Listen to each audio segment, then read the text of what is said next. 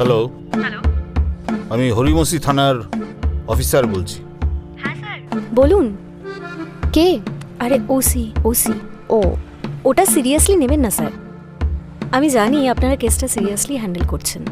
আমরা এরকমই করি, সবার ক্ষেত্রেই করি।